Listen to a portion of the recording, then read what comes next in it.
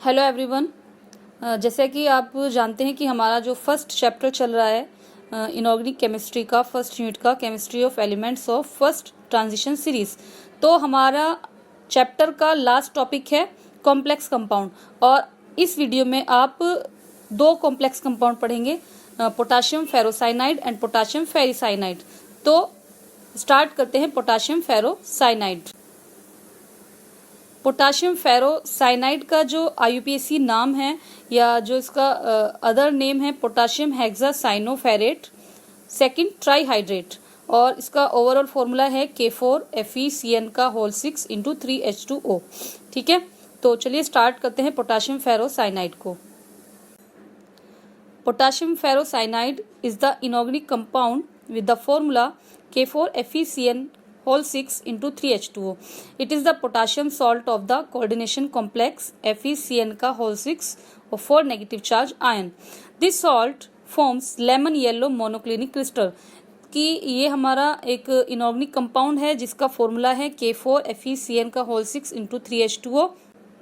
यह potassium salt है किसका, कोऑर्डिनेशन कॉम्प्लेक्स या कॉम्प्लेक्स आयन अगर मैं इसे कहूँ FeCN होल 6 और 4 नेगेटिव चार्ज कॉम्प्लेक्स आयन।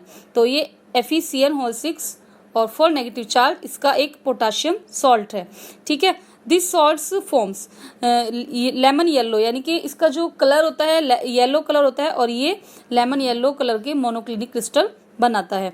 ठीक है, तो ये पोटाशियम फेरोसाइनाइड की स्ट्रक्चर है जो कि आप क्लियरली देख पा रहे हैं कि इसमें हमारा एक पोटाशियम केटायन होता है और हमारा FeCN का होल 6 पर 4 नेगेटिव चार्ज एनायन होता है। ठीक है, तो इस तरह से आप इसकी स्ट्रक्चर कंप्लीटली नोट कर लीजिए।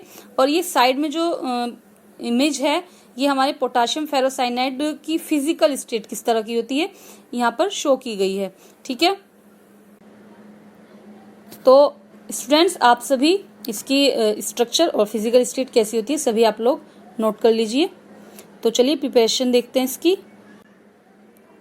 पोटाशियम फेरोसाइनाइड को किस तरह से बनाया जाता है, by adding an excess of KCN to FeSO4 solution when a brown precipitate of ferrous cyanide first formed dissolve to form K4FeCN का होल 6, विच मीन्स कि फेरस सल्फेट में KCN या KCN को ऐड किया जाता है फेरस सल्फेट की solution में जहां पर ब्राउन प्रेसिपिटेट हमें प्राप्त होते हैं फेरस साइनाइड के।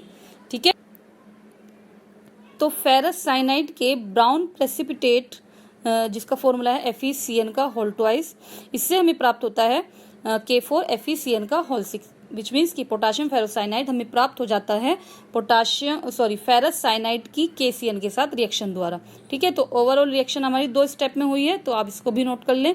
सेकंड है हमारा कमर्शियली इसे कैसे प्रिपेयर किया जाता है या व्यावसायिक रूप से इसको हम कैसे बनाते हैं।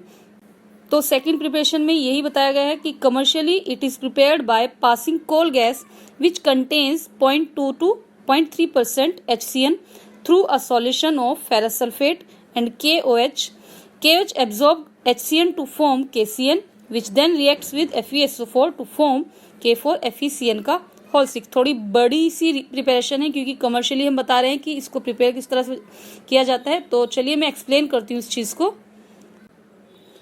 तो यहाँ पर क्या किया जाता है कि कोल गैस जिसमें कि 0.2 से 0.3% HCN होता है, इसको पास किया जाता है ferrous sulphate and potassium hydroxide के साथ। तो यहाँ पर क्या होता है, पोटाशियम हाइड्रोक्साइड HCN को अब्सॉर्ब करता है और KCN फॉर्म करता है। फिर ये KCN हमारा क्या करता है, फेरस सल्फेट से रिएक्शन करता है या फेरस सल्फेट से रिएक्ट करता है और हमारा क्या बनाता है FeCN का होल ट्वाइस, जो कि हमारी फर्स्ट प्रिपरेशन में भी पहले फॉर्म हुआ था। ठीक है, तो सेकेंड रिएक्शन में हमें क्या प्राप्त होता है, फेरस साइनाइड, क्योंकि हमारी फर्स्ट प्रिपरेशन जो हुई थी बाद में फेरस साइनाइड से ही हुई थी, यानी कि फर्स्ट फॉर्म होता है हमारा फेरस साइनाइड। तो यहाँ पर हमारा फेरस साइनाइड सेकेंड इक्वेशन तक कंप्लीट होता है FeSO4 plus KCN is equal to FeCN का होल ट्वाइस प्लस K2SO4। ठीक है, अब ये फेरस साइनाइड KCN से फिर से रिएक्ट करता है और हमारा पोटाशियम फेरोसाइनाइड फॉर्म होता है। तो ये आपकी प्रिपरेशन यहाँ पर कंप्लीट हो जाती है। ठीक है, तो ओवरऑल रिएक्शन हमारी 3 स्टेप में हुई है। फर्स्ट ऑफ ऑल कि कोल गैस पास की जाती है FeSO4 और KOH के सॉल्यूशन से, जहाँ पर KCN प्राप्त होता है। फिर KCN हमारा FeSO4 से फिर से रिएक्ट करता है, फेरस साइनाइड हमारा प्राप्त होता है। फिर फेरस साइनाइड हमारा फिर से KCN से रिएक्ट करता है और हमारा पोटाशियम फेरोसाइनाइड हमें मिल जाता है। तो आपकी कंप्लीट प्रिपरेशन होती है यहाँ पर। तो चलिए प्रॉपर्टीज देखते हैं इसकी। तो फिजिकल प्रॉपर्टी हम सबसे पहले लिखेंगे प्रॉपर्टीज में कि यह एक लेमन येलो कलर का क्रिस्टलाइन सॉलिड होता है जो कि इजीली सॉल्युबल हो जाता है वाटर में, और हमें क्या मिल जाते हैं, आयंस मिल जाते हैं, पोटाशियम आयन और FeCN का होल 6 4 नेगेटिव आयन। ठीक है, तो रिएक्शन है आपकी K4 FeCN का होल 6। ठीक है, रिवर्सिबल रिएक्शन है, तो इसको नोट कर लें। नेक्स्ट सेकंड पर चलते हैं। सेकंड प्रॉपर्टी हमारी, सेकंड प्रॉपर्टी में हमें क्या बताना है, एक्शन ऑफ हीट, कि जब हाइड्रेटेड सॉल्ट विच मीन्स कि वाटर मॉलिक्यूल भी हम इसके साथ लेंगे, जब hydrated salt of potassium ferrocyanide heat किया जाता है 100 डिग्री सेल्सियस पर, तो हमें क्या मिलता है, एनहाइड्रस, विच मीन्स कि इसके वाटर मॉलिक्यूल हमारे एलिमिनेट हो जाते हैं। तो K4 FeCN का whole 6 into 3H2O 100 degree C पर 100 डिग्री सेल्सियस टेम्परेचर दिया गया है और हमारा 3H2O। ठीक है, तो ये था हमारा एनहाइड्रस रिएक्शन, एक तरीके से कि एनहाइड्रस फॉर्म हम किस तरह से कर सकते हैं पोटाशियम फेरोसाइनाइड को। अब अगर हम इसको और हीट करें या इसका टेम्परेचर और बढ़ाएं तो हमारा जो पोटाशियम फेरोसाइनाइड है K4 FeCN का होल 6, ये हमारा डिकम्पोज होता है KCN Fe और Cn का होल ट्वाइस में। ठीक है, और इसके बाद ये हमारा एक तरीके से और डिकम्पोज होता है KCN plus FeC2 plus nitrogen. ठीक है, थर्ड प्रॉपर्टी है इसकी, action of sulphuric acid.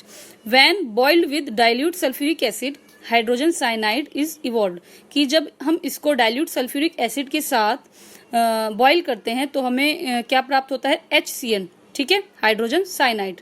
But with hot concentrated sulphuric acid CO is evolved, कि अगर हम इसको हॉट कंसंट्रेटेड सल्फ्यूरिक एसिड के साथ करें इसी रिएक्शन को, तो हमारा क्या मिलता है हमें, CO, carbon monoxide. Carbon monoxide evolve होती है और ओवरऑल हमारी रिएक्शन हो जाती है K4 FeCN का whole 6 plus H2SO4 plus H2O is equal to K2SO4 plus FeSO4 plus NH4 का whole twice SO4 plus CO। ठीक है, ओवरऑल रिएक्शन मैंने बता दी, आप इसको नोट कर लीजिए और बैलेंस कर लेना सभी इक्वेशन को। फिर से बता रही हूँ, फिर से रिपीट कर रही हूँ मैं, K4 FeCN का whole 6 plus H2SO4 plus H2O is equal to K2SO4 plus FeSO4 plus NH4 का whole twice SO4 plus CO। ठीक है, कार्बन मोनोऑक्साइड हमारी फॉर्म होती है। तो ये थर्ड हमारी प्रॉपर्टी कंप्लीट होती है यहाँ पर। नेक्स्ट प्रॉपर्टी है पोटाशियम फेरोसाइनाइड की, रिड्यूसिंग प्रॉपर्टी। तो इसमें लिखेंगे it is a reducing agent and is oxidised to potassium ferricyanide by oxidizing agent such as chlorine, ozone, acidified KMnO4, acidified hydrogen peroxide, etc.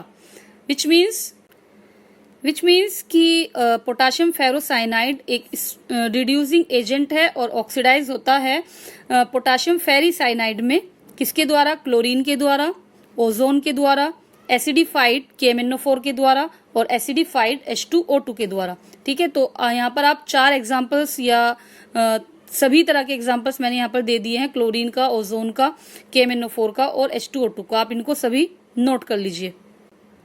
तो फर्स्ट रिएक्शन में हमने दिखाया है क्लोरीन के साथ कि जब हम पोटाशियम फेरोसाइनाइड की क्लोरीन के साथ रिएक्शन कराते हैं तो ये रिड्यूस होता है या ऑक्सीडाइज होता है पोटाशियम फेरिसाइनाइड में, जो कि आपका अगला कंपाउंड भी है K3 FeCN का होल 6 फॉर्म होता है प्लस KCl।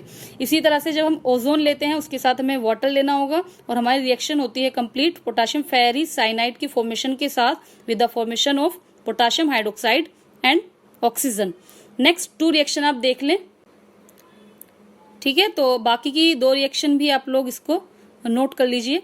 लास्ट हमारी प्रॉपर्टी है फॉर्मेशन ऑफ अदर फेरोसाइनाइड। तो इस प्रॉपर्टी में भी हम लिख देंगे कि हाँ, हमारा जो पोटाशियम फेरोसाइनाइड है ये अदर फेरोसाइनाइड को भी फॉर्म करता है, यानी कि ये FeCl3 से रिएक्ट करेगा या AgNO3 से रिएक्ट करेगा, COSO4 के साथ करेगा और हमारे क्या बनाएगा, कॉम्प्लेक्स सॉल्ट, जो कि आप रिएक्शन में देख पा रहे हैं पोटाशियम फेरोसाइनाइड हमारा फॉर्म होता है। ठीक है, तो रिएक्शन में क्या प्रुशियन ब्लू, जिसे हम प्रुशियन ब्लू भी कहते हैं, तो यहाँ पर क्या होता है कि पोटाशियम फेरोसाइनाइड FeCl3 के साथ रिएक्ट करता है और पोटाशियम फेरोसाइनाइड बनाता है with the formation of KCl। इसी तरह से AgNO3 की भी रिएक्शन आप दिखा देंगे, जो कि मैंने नहीं दिखाई है। इसमें आप लिख लेंगे K4FeCN6 plus AgNO3 is equal to